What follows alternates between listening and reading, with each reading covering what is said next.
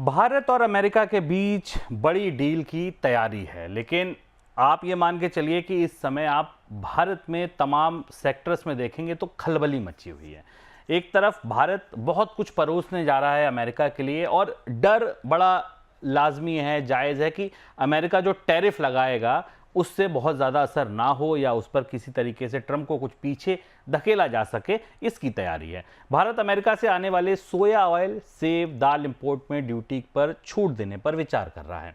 इससे अमेरिकी उत्पाद की भारत में कीमतें कम हो सकती हैं, लेकिन इसका असर भारतीय किसानों पर और घरेलू उत्पादकों पर भी पड़ सकता है। दूसरी तरफ भारत के कारोबारी चिंता में डूबे हैं। अमेरिका ने स्टील और एल्यूमिनियम पर टैरिफ बढ़ा दिया है और अब भारतीय छोटे निर्यातक ने सरकार से ड्यूटी की कटौती करने की मांग की है ताकि वे इस झटके का सामना कर सकें। ऐसा इसलिए क्योंकि बढ़ती लागत और अमेरिकी टैरिफ के कारण उनका मुनाफा प्रभावित हो रहा है।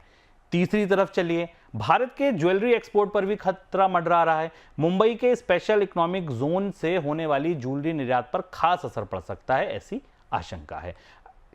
दवा कंपनियों का सुनिए, अमेरिकी दवा कंपनियों की भारत सरकार से बड़ी मांग है। फार्मा एक्सपोर्ट ने केंद्र से अपील की है कि अमेरिका से आने वाली दवाओं पर इंपोर्ट ड्यूटी पूरी तरह खत्म कर दी जाए। अमेरिकी फार्मा कंपनियां चाहती हैं कि भारत में उनकी दवाओं की कीमतें कम हो, जिससे वे भारतीय बाजार में ज़्यादा प्रतिस्पर्धी बन सकें। लेकिन आप दूसरा सामान लाएंगे, सस्ता लाएंगे, तो सीधी सी बात है, देसी जो दवा कंपनियां हैं उस पर, उद्योग पर तो उसका असर पड़ेगा। सर, मांगा तो बहुत कुछ जा रहा है, लेकिन आपको क्या लगता है कि भारत क्या क्या रियायतें दे सकता है? और उसका दूसरा हिस्सा मैं अभी पूछ लेता हूं कि क्या ट्रंप इससे मानेंगे?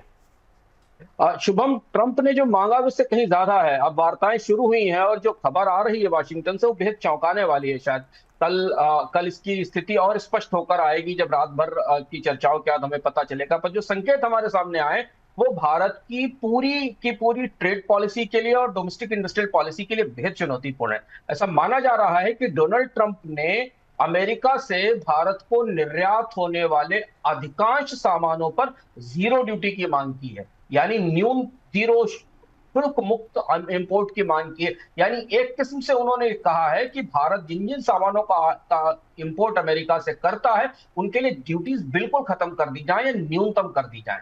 अब हमारे दिमाग में सवाल उठेगा कि अमेरिका से भारत में कौन कौन से सामान आते हैं जिन सामानों पर अमेरिका ड्यूटी में रियायत मांग रहा है। यहाँ ये भी बताना जरूरी है कि भारत और अमेरिका के बीच में जो ड्यूटी का औसत डिफरेंस है, जिसको वेटेड एवरेज टैरिफ कहते हैं, वो करीब करीब 5% का है। यानी भारत अमेरिका से आने वाले सामानों पर औसत, मैं बात कर रहा हूं कि कुछ उत्पादों पर ड्यूटीज बहुत ज्यादा है, औसत करीब 7 से 8% की ड्यूटी लगाता है, जबकि अमेरिका 2 से 3% की ड्यूटी लगाता है। लेकिन कुछ कई ऐसे बड़े सेक्टर्स हैं जहां पर ड्यूटी 20% और 25% से ज्यादा है, जिसका जिक्र डोनाल्ड ट्रंप ने हाल फिलहाल में अपने कई भाषणों में भारत में ऑटोमोबाइल ड्यूटी पर किया था। तो अगर ये बात सही है, क्योंकि वार्ताएं शुरू हुई हैं और ट्रंप बेहद सख्त सौदेबाज हैं, बड़े निगोशिएटर हैं, और वो भारत को लगातार इस बात की चेतावनी दे रहे हैं कि भारत को बहुत कुछ देना होगा उन्हें अपने आप को रेसिप्रोकल टैक्सेस से बचने के लिए। अमेरिका से भारत में ऑयल्स आते हैं, मिनरल्स आते हैं, लाइम आता है, सीमेंट आता है, स्टोन, ग्लास, मेटल्स, पर्ल्स आते हैं, मशीनरी आती है, न्यूक्लियर प्रोडक्ट्स आते हैं,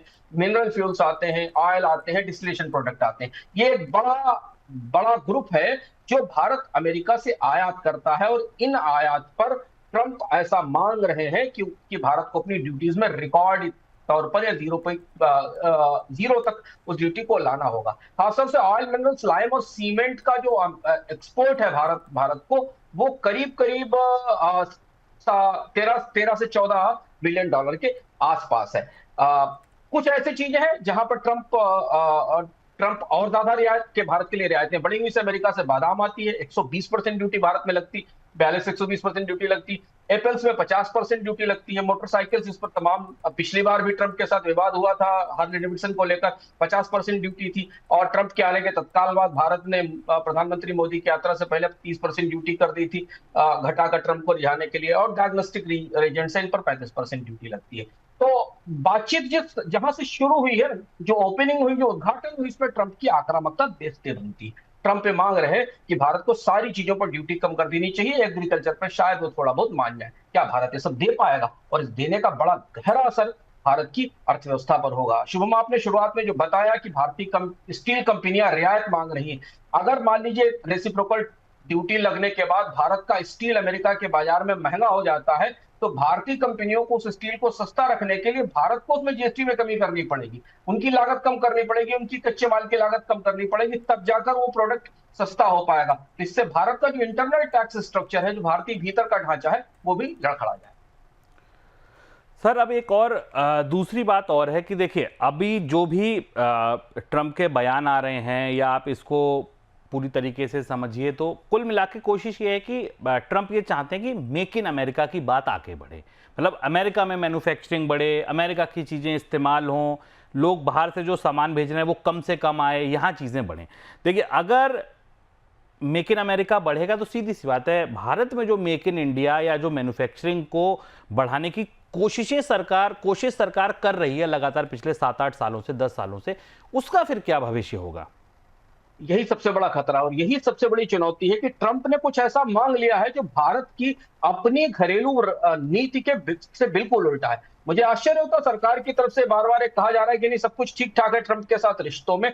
अगर ट्रंप ने मान लीजिए ट्रंप मांग रहे हैं कि सारे उत्पादों पर जीरो ड्यूटी कर दी जाए, जीरो ना कर दी जाए, अगर वो ये माने कि जितनी ड्यूटी आप लगा रहे हो उतनी ही हम लगाएं, यानी औसत 3% ड्यूटी अमेरिका लगाता है भारतीय इंपोर्ट्स पर, भारत अगर अपनी इंपोर्ट ड्यूटी 3% कर देता है उन्हीं सारे सामानों पर जो अमेरिका भारत से आयात करता है, तो भारत में फिर निवेश की आवश्यकता क्या पड़ेगी? अगर अमेरिका से आने वाली कारें सस्ती हो जाए, अमेरिका से आने वाला इलेक्ट्रॉनिक सस्ता हो जाए, मशीनरी न्यूक्लियर रिएक्टर सस्ते हो जाए, तो फिर मेक इन इंडिया का क्या होगा? तो फिर ये जो पूरी प्रोडक्शन लिंक्ड इंसेंटिव स्कीम है, जिसमें सरकार भारत में उत्पादन के लिए क्षमताएं स्थापित करने की बात कर रही है और इतना पैसा भी खर्च किया गया बजट से, उसका क्या होगा? तो make in America make in India से कंट्राडिक्ट कर रहा है। और भारत ने पिछले 10 सालों में इंपोर्ट ड्यूटी बढ़ाई थी। ये तो पहला मौका है जब डोनाल्ड ट्रंप के आने के बाद भारतीय बाजार में इंपोर्ट ड्यूटी कम करने की बात हुई। अगर आप पुराना समय याद करें 2014 के बाद से भारतीय बजटों में रिकॉर्ड इंपोर्ट ड्यूटी बढ़ाई गई थी। क्यों? स्वदेशी का आग्रह था। अब वो स्वदेशी के सारे आग्रह पता नहीं कहां चले गए, क्योंकि अब तो ये दिख रहा है कि ट्रंप भारतीय बाजार को पूरी तरह खोलने की मांग कर रहे हैं और उनका मानना है कि अगर अमेरिका से डील करना है तो अपना बाजार पूरी तरह उनके लिए खोल दीजिए। ऐसी स्थिति में भारतीय अर्थव्यवस्था में जो इंपोर्ट सब्स्टिट्यूशन होना था, जो सरकार की शुरुआती प्रारंभिक नीति थी कि भारत उन चीजों का आयात नहीं करेगा जिन्हें वो स्वयं बना सकता है, अगर उनका आयात सस्ता करना पड़ गया अमेरिका के कारण तो फिर बात दूर तलक जाएगी, क्योंकि ये सामान तो दुनिया के अन्य देश भी बनाते हैं। ऐसा नहीं हो सकता कि आप केवल अमेरिका से सीमेंट का इंपोर्ट 3% ड्यूटी पर करें और दुनिया के किसी दूसरे देश से ना करें। ये बड़ी दुविधा है और इसलिए ये व्यापार वार्ताएं जो शुरू हो रही हुई हैं वाशिंगटन में, वो बेहद संवेदनशील हो गई हैं और ट्रंप का जो रुख है, जो उनका नजरिया है, उसमें बहुत आसानी से बहुत बड़ा कुछ लिए बिना शायद सहमत नहीं होंगे।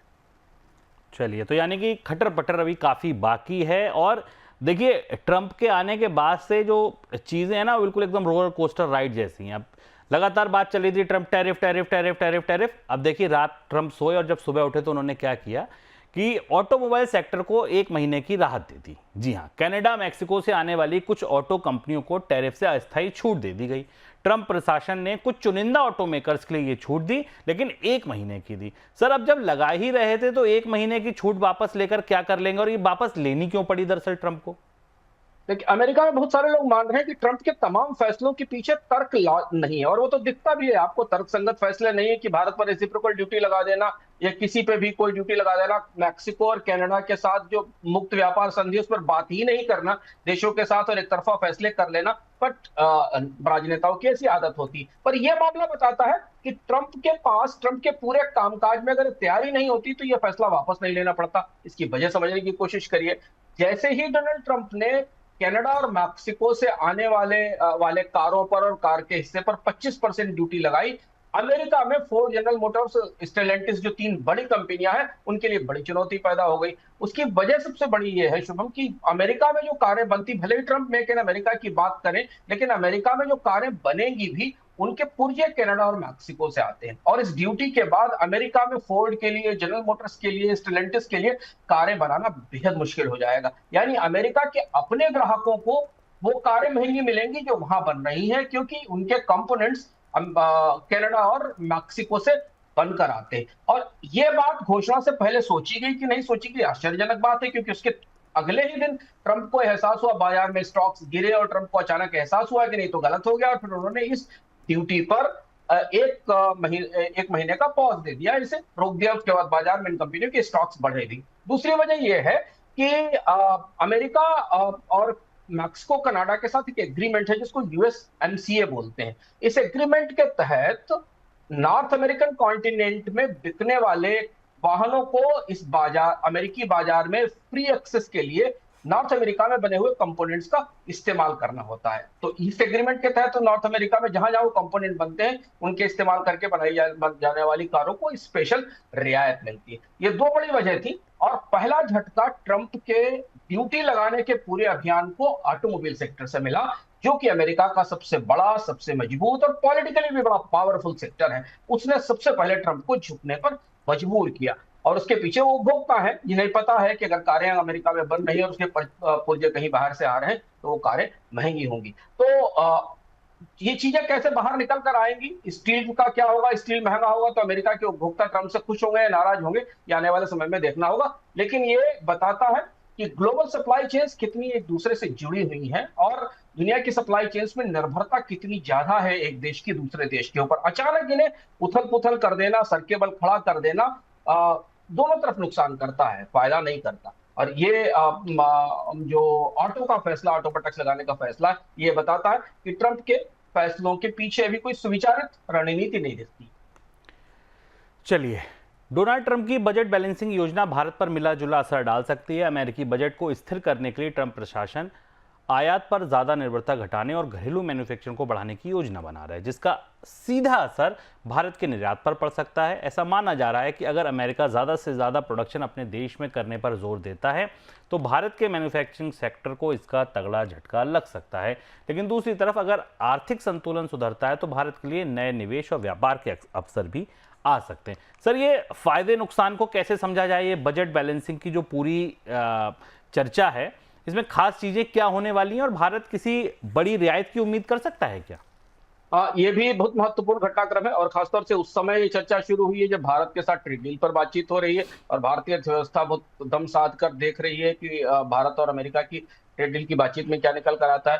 डोनाल्ड ट्रंप सत्ता में आते हुए अमेरिकी बजट का पूरा कलेवर बदलने की तैयारी करके आए हैं। उनके कुछ प्रमुख घोषणाएं हैं जिन्हें हम डेटा पॉइंट में समझते हैं। उन्होंने कहा कि हम अमेरिका में टैक्स में कटौती करेंगे, लोकल टैक्सेस में कमी करेंगे, स्टेट और लोकल टैक्स की दरें कम की जाएंगी, इनकम पर टैक्स कम किया जाएगा, सोशल सिक्योरिटी बेनिफिट्स को प्रभावित किए बिना अच्छे उत्पादन के लिए अमेरिका में टैक्स ब्रेक दिए जाएंगे, टैक्स की बढ़ोतरी की जाएगी।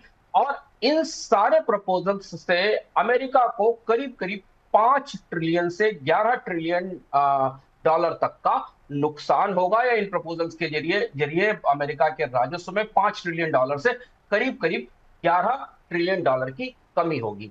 और इसके बदले अगर इतना स्पेंडिंग कट करना पड़ा तो अमेरिका की अर्थव्यवस्था पर गहरा असर पड़ेगा। हालांकि ट्रंप ने स्पेंडिंग कट का लक्ष्य भी रखा है, करीब करीब 160 ट्रिलियन डॉलर के आसपास खर्च कम किया जाएगा।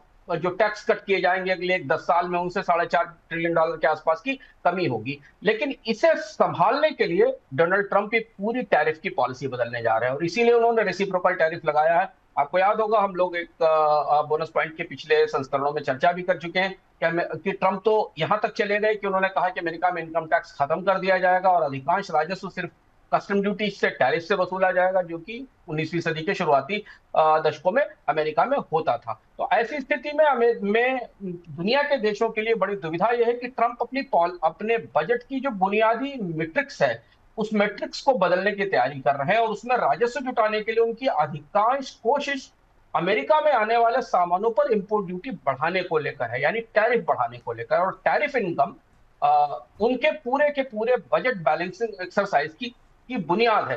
तो या तो ट्रंप को इस बजट बैलेंसिंग एक्सरसाइज को पीछे हटाना पड़ेगा, उनको अपने वादे से मुकरना पड़ेगा, राजनीतिक रूप से जो उन्होंने वचन लिए थे, जो संकल्प दिखाए थे, उनसे पीछे हटना होगा, या फिर दुनिया को अमेरिकी बाजार में ऊंचे टैरिफ का सामना करना पड़ेगा। और इसलिए इस बजट बैलेंसिंग को हमारे लिए समझना जरूरी है और इसलिए भारत के भी मंत्रालयों में और सरकार और व्यापार निर्यातकों के बीच और मुंबई में जो लोग करीब से भारत और अमेरिका के कारोबार और निवेश को देख रहे हैं, उनके लिए अमेरिका की बजट बैलेंसिंग को समझने की कोशिश उनके बीच में चल रही है कि आखिर इसका असर भारतीय नीतियों पर कैसा पड़ता है। आगे बढ़ते हैं आज की आखिरी खबर की तरफ। वॉशिंगटन में बढ़ते व्यापारिक दबाव का जवाब देने के लिए चीन की सरकार ने आर्थिक सुरक्षा के लिए नए कदम उठाने की योजना बनाई है। चीन की संसद इस हफ्ते इकोनॉमी को मजबूत करने पर फोकस कर रही है ताकि अमेरिकी टैरिफ के असर को कम किया जा सके। अगर चीन ने बड़े आर्थिक सुधार किए तो ग्लोबल ट्रेड पर भी इसका असर पड़ेगा, खासतौर पर भारत और अन्य उभरती अर्थव्यवस्थाओं पर। सर, अमेरिका से निपटने के लिए क्या कुछ तैयारियां हैं चीन की?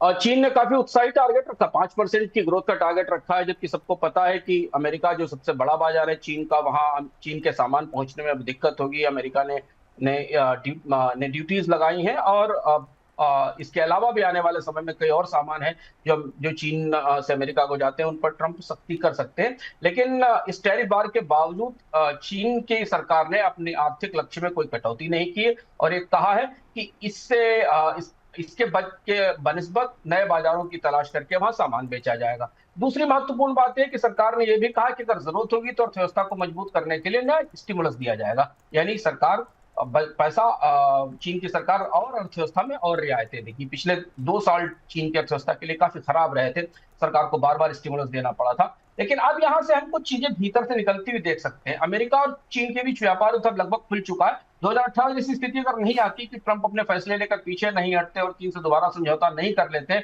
और ये व्यापार युद्ध अगर 2-3 साल चलता है तो दुनिया में सप्लाई चेन में उत्पादों की बिक्री में काफी बड़ा फेरबदल होगा और चीन अपनी तमाम आपूर्तियों को कुछ दूसरे बाजारों की तरफ मोड़ने की कोशिश करेगा, जिसमें यूरोप का बाजार हो सकता है, जिसमें मध्य पूर्व का बाजार हो सकता है, जिसमें अफ्रीका के बाजार हो सकते हैं, लैटिन अमेरिका का बाजार हो सकता है, कनाडा का बाजार हो सकता है। इन बाजारों की तरफ मोड़ने की कोशिश करेगा और ये एक नए तरीके का बदलाव होगा। इस स्थिति में चीन अपनी व्यापार नीति में, बाकी चीजों में बड़ा बदलाव करेगा और शायद ऐसा चीन को लग रहा है, जैसा कि चीन की संसद में हुई चर्चाओं में और जिस तरीके की खबरें वहां से आई, उसे लग रहा है कि चीन ने अपनी रणनीति में अमेरिकी बाजार गंवाने के बदले कुछ नए बाजार हासिल करने की तैयारी शुरू कर दी है और वो नए बाजार कौन से होंगे आने वाले समय में पता चलेगा।